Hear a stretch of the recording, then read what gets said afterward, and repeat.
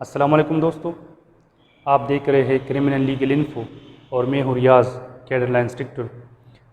आज जो दफ़ात हमसे रह चुके थे एक्सप्लोजिव एक्ट 1908 में, इस वीडियो में वो हम पाया तकमील तक पहुँचाएँगे। दफ़ा 3 और दफ़ा 4 हम इससे पहले पढ़ चुके हैं एक्सप्लोजिव एक्ट का, जिसमें इर्तिकाब जुर्म की सज़ा और इक़दाम की सज़ा हम पढ़ चुके हैं कि अगर कोई शख्स इर्तिकाब कर लेता है अपने दुश्मन के अगेंस्ट एक्सप्लोजिव एक्ट जितनी मादे है वो इस्तेमाल कर लेता है, ठीक है, या उसका इक़दाम कर लेता है, तो फिर इसी सूरत में दफ़ा 3 और दफ़ा 4 उसके ख़िलाफ़ अप्लाई किया जाएगा। अब आएंगे अगला जो दफ़ा है दफ़ा 5 कि अगर कोई शख्स एक्सप्लोजिव एक्ट के तहत एक्सप्लोजिव मटेरियल अपने कब्ज़े में रखता है या उसको तैयार करता है तो फिर उसको क्या सज़ा दी जाएगी। लेकिन यहाँ पर मकसद का वो इसमें लाजमी एक पॉइंट है कि अगर गैर कानूनी मकसद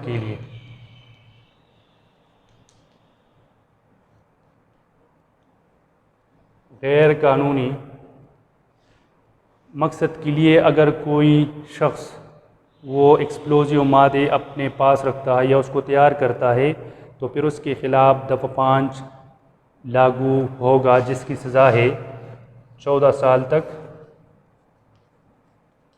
कैद। ठीक है, अब यह जो मकसद की बात है गैर कानूनी, अगर आपको याद हो तो दफ़ा 4 में पहले हम पढ़ चुके हैं ज़िम्न नंबर 2 में, उसमें भी ये बात है कि अगर कोई शख्स एक्सप्लोजिव मादे अपने पास रखता है या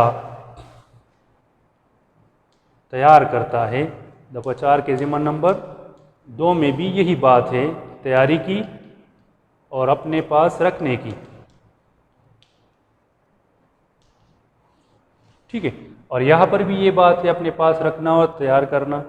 यहाँ पर मकसद का फ़र्क है। यहाँ पर मकसद है कि इस नीयत से तैयार करता है कि वक़्त आने पर ख़ुद या किसी दूसरे शख्स के ज़रिए अपने मुखालिफ फरीक जिसके साथ उसकी ज़ाती दुश्मनी है उसके ख़िलाफ़ एक्सप्लोजिव मादे इस्तेमाल करेगा जो उसने तैयार किए हैं या अपने पास कब्ज़े में रखे हैं। यहाँ पर दीगर गैर कानूनी मकासद है, तो दीगर गैर कानूनी मकासद में बहुत से मकासद शामिल है। मिसाल के तौर पर अगर कोई शख्स अपने पास रखता है एक्सप्लोजिव मटेरियल इस गरज से उसने रखे हुए है कि वो मकान बना रहे, बाज़ लोग जो पहाड़ी इलाकों में होते हैं वो मकान बनाने के लिए पत्थरों को तोड़ते हैं, ठीक है, तो उसको तोड़ने के लिए वो उस पत्थरों में ब्लास्ट करते हैं और उससे फिर मकान तामीर करते हैं। अगर इस गरज से बग़ैर लाइसेंस उसने अपने पास रखे हैं तो फिर दफ़ा 5 लगेगा।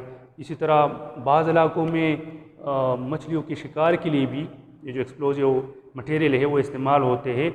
अब इस तरह के और बहुत से मकासद है इसके, वो अगर वो इसमें इस्तेमाल हो जाए तो फिर दफ़ा 5 के तहत उसके ख़िलाफ़ कार्रवाई की जाएगी। अगर ज़ाती दुश्मनी की बिना पर है तो फिर दफ़ा 4 इक़दाम के ज़िम्मे में आएगा, उसके तहत फिर उसके ख़िलाफ़ कार्रवाई की जाएगी। अच्छा, इसकी सज़ा 14 साल तक कैद है। लेकिन इसमें जो एक बात है कि जो मुलजिम है वो ये साबित करेगा कि आया जो उसने अपने पास एक्सप्लोजिव मटेरियल रखे हुए थे उसके पास कोई लीगल उसकी वजह है। अगर वो साबित कर सकता है तो ठीक है, अगर नहीं कर सकता तो फिर काबिल मुआवजा है इस सेक्शन के तहत। ठीक है, मिसाल के तौर पर एक शख्स के पास इस तरह के मादे पकड़े जाए, उसके पास लाइसेंस है लेकिन वक़्त पर मौजूद नहीं है, तो वो साबित करेगा कि उसके पास है। अगर वो प्रूव कर सकता है कोर्ट में, ठीक है, तो फिर उसको कोई सज़ा नहीं दी जाएगी। अगर उसके पास कोई इस तरह की सबूत नहीं है तो फिर दफ़ा 5 के तहत उसके ख़िलाफ़ कार्रवाई की जाएगी। इसके बाद है दफ़ा 6 मदद की सज़ा। अगर कोई शख्स एक्सप्लोजिव मादों के इस कानून में किसी शख्स को मदद फराहम करता है, उसको मशवरा देता है, उसको तरगीब देता है, ठीक है, उसको रकम मुहैया करता है, पैसे नहीं है उसके पास ये मवाद खरीदने के लिए, बारूद ख़रीदने के लिए, इस तरह के और जो ग्रेनेड्स है और चीज़ें हैं वो ख़रीदने के लिए रकम मुहैया कर देता है, अपना कोई मलकियती जगह फराहम कर देता है एक्सप्लोजिव मादों की तैयारी के लिए, उसको छुपाने के लिए, वहाँ पर कब्ज़े में रखने के लिए, ठीक है, या ख़ुद वहाँ पर छुपने के लिए अपने मुखालिफ फरीक के मकान के मकाम के नज़दीक कोई जगह उसको प्रोवाइड कर देता है, मशवरा दे देता है। तो ये तमाम चीज़ें ये मदद करने वाले के ख़िलाफ़ ये सेक्शन इस्तेमाल होगा। और इसकी सज़ा भी यही है, जो जुर्म सरजद हो जाता है, मिसाल के तौर पर उसने किसी जगह पर मुलजिम को छुपाया हुआ है, वो मुलजिम वहाँ से निकल कर अपने मुखालिफ फरीक के ख़िलाफ़ इस्तेमाल कर लेता है एक्सप्लोजिव मादे, और उसमें वो मुखालिफ फरीक ज़ख्मी हो जाता है, ठीक है, उसको नुकसान पहुँच जाता है, उसको जानी या उसकी प्रॉपर्टी को नुकसान पहुँच जाता है।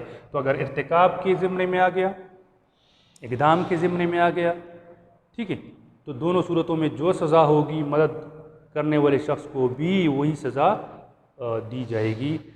तो दफ़ा 6 यहाँ पर स्पेसिफिक इआनत कुनिंदा के लिए है, ठीक है। ये याद रखें, अगर कोई तफ्तीशी अफसर इस कानून के तहत वो तफ्तीश कर रहा है,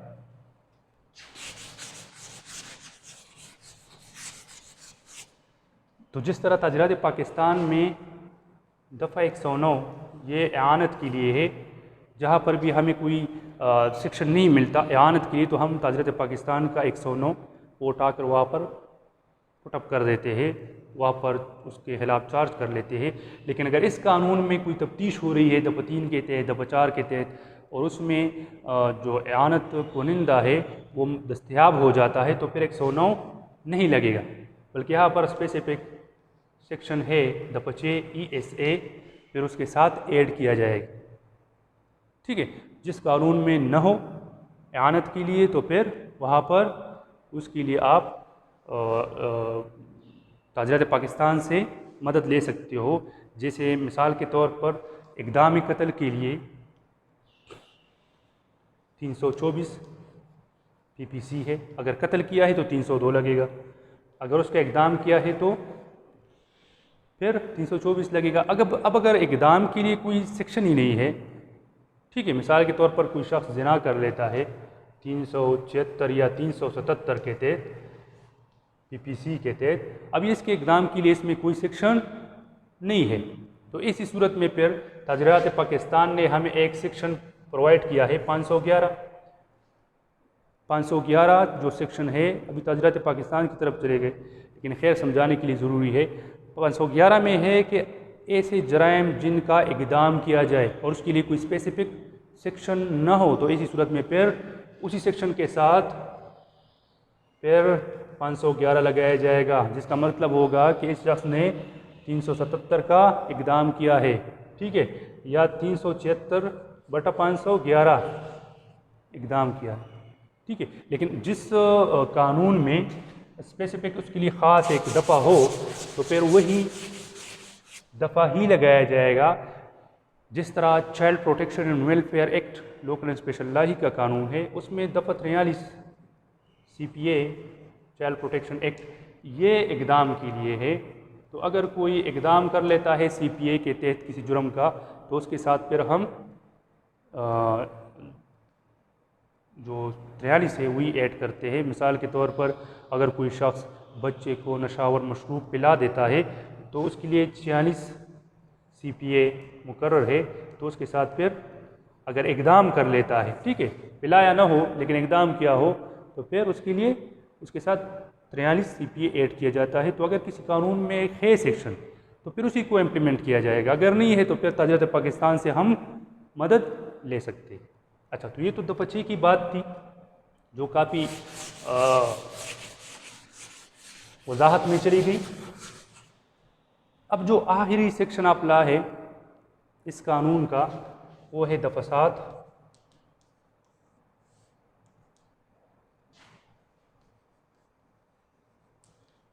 ट्रायल का तरीक़ाकार, कि जो एक्सप्लोजिव मटेरियल का जो कानून है 1908 का, इसमें ट्रायल का तरीक़ाकार कैसे होगा। याद रखें 1908 में इतनी एक्सप्लोजिव मटेरियल की जो वारदातें थी वो इतनी नहीं थी, लिहाजा इसी वजह से इसकी जो दफ़ा 3 है और जो दफ़ा 4 है, इसके तहत ट्रायल का तरीक़ाकार उसको ज़रा मुंज़बित किया गया है, उसके लिए एक तरीक़ाकार बनाया गया है। जिस तरह हम आम केसेस में चालान देकर वो डायरेक्ट चला जाता है और उसमें और ट्रायल शुरू हो जाती है कोर्ट में, तो यहाँ पर इस तरह नहीं है। इसमें जो प्रोसीजर होगा, यहाँ पर लिखा हुआ है कि सूबाई गवर्नमेंट जब तक इजाज़त न दे मजिस्ट्रेट उसमें ट्रायल शुरू नहीं करेगा। ठीक है, मजिस्ट्रेट को जब तक सूबाई गवर्नमेंट से इजाज़त न मिले वो इसमें समाअत नहीं करेगा। अब इजाज़त लेने का तरीक़ाकार क्या है? तो जो हमारा IO है वो नकल फ़र्द मकबूजगी और नकल FIR के साथ दरख्वास्त लिखकर अपने SP इन्वेस्टिगेशन को भिजवाएगा। यहाँ से फिर वो जो डिस्ट्रिक्ट पब्लिक प्रोसिक्यूटर है DPP उसके पास वहाँ से ये जाएगा। फिर अब यहाँ पर जो सूबाई गवर्नमेंट है, जिस सूबाई गवर्नमेंट ने जिसको इख्तियार दिया है तो वो है होम डिपार्टमेंट। ठीक है, होम डिपार्टमेंट से ये इजाज़त मिलेगी कि इसमें ट्रायल होना चाहिए ये या नहीं। ठीक है, तो ये एक प्रोसीजर है कि होम डिपार्टमेंट को इसमें लेटर किया जाता है कि इस तरह का वक़ूआ हुआ है। 3-4 एक्सप्लोजिव जो एक्ट है 1908 के तहत, तो आया इसमें ट्रायल होनी चाहिए या नहीं।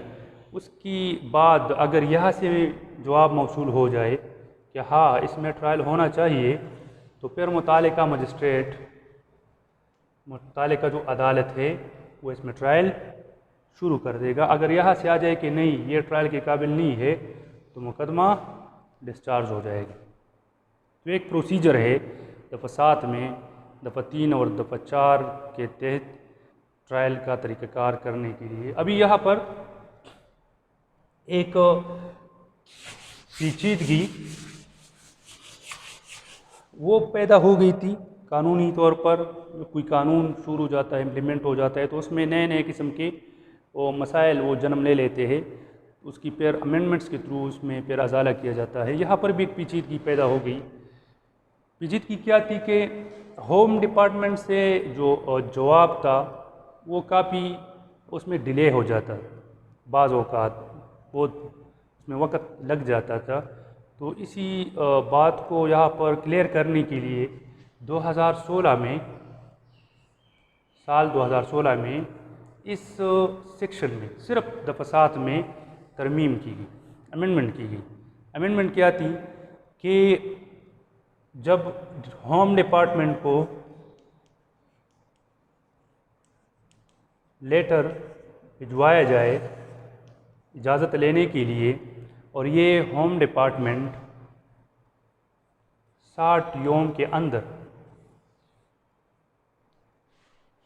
उस एप्लीकेशन की रिप्लाई लाजमी देगी। 60 यौम के अंदर, अगर 60 यौम के अंदर होम डिपार्टमेंट ने की तरफ से कोई जवाब मौसूल न हुआ कि आया इस केस में ट्रायल होनी चाहिए या नहीं, तो फिर ऐसी सूरत में मुतालिका जो अदालत है वो मजाज है, वो क्या है, मजाज है, उसको इख्तियार हासिल है कि वो ऑटोमेटिकली इसमें ट्रायल शुरू कर दे। और वो ऐसा तसव्वुर होगा कि होम डिपार्टमेंट ने उसको इजाज़त फराहम कर दी है। तो यहाँ पर इस पेचीदगी को ख़त्म करने के लिए 60 यौम का टाइम होम डिपार्टमेंट को दिया। 60 यौम के अंदर अगर जवाब मौसूल हो जाता है तो ठीक है, अगर नहीं होता तो उसमें फिर अदालत खुद ब खुद कार्रवाई करने की फिर उनको इख्तियार हासिल है। तो ये दफ़ा 7 ट्रायल का तरीक़ाकार था जो आखिरी सेक्शन था 1908 एक्सप्लोजिव एक्ट का। उम्मीद है आपको इससे काफ़ी इस्तिफ़ादा हासिल हो चुका होगा और आपके ज़हनों में जो कन्फ्यूज़न इसके बारे में थी वो तकरीबन क्लियर हो चुकी होगी। अगर फिर भी कोई इस तरह की कन्फ्यूज़न है तो कमेंट बॉक्स में आप लाजमी पूछ सकते हैं। इंशाअल्लाह फिर उस पर मैं अलहदा से वीडियो बनाकर कोशिश करूँगा कि आपकी कोई भी कन्फ्यूज़न आपके ज़हनों में बाकी न रहे, बल्कि उसको हल किया जा सके। आज के लिए इतना ही। अपना ख्याल रखें और हमें भी अपने दुआओं में याद रखें। अल्लाह हाफ़िज़।